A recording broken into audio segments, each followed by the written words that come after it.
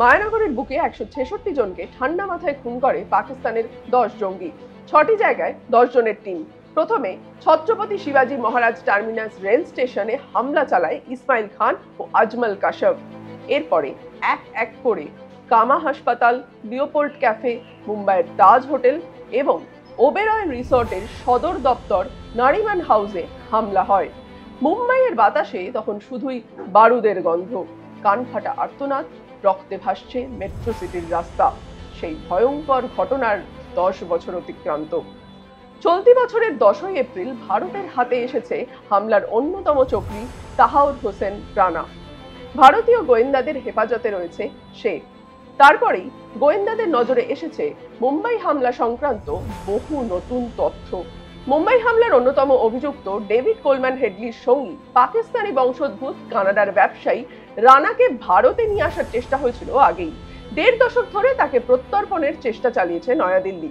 অবশেষে 25শে জানুয়ারি 26/11 হামলার অন্যতম চক্রী রানাকে ভারতে প্রত্যর্পণের অনুমতি দিয়েছিল আমেরিকার সুপ্রিম কোর্ট।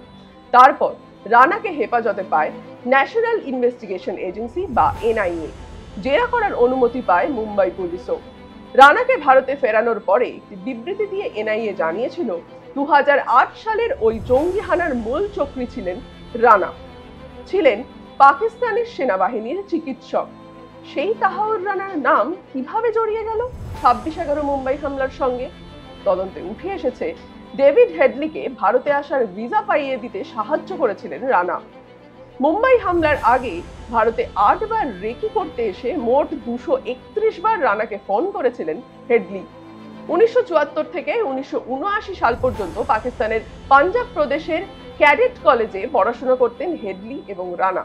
গোয়েন্দাদের দাবি, হেফাজতের 7 মাসে রানার কাছ থেকে বেশ কিছু নতুন তথ্য পেয়েছেন তদন্তকারীরা।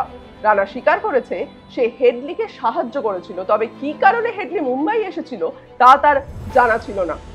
তবে তদন্তকারীরা জানতে পেরেছেন রানা নিজে হামলার আগে কেবল মুম্বাই নয়, উত্তর এবং দক্ষিণ ভারতের একাধিক এলাকা ঘুরেছিল। তারা আরো জানতে পেরেছেন ডেভিড হেডলির মতো রানাও আল কায়দার 313 ব্রিগেডের তৎকালীন প্রধান ইলিয়াস কাশ্মীরির সাথে ক্রমাগত যোগাযোগ রেখেছিল।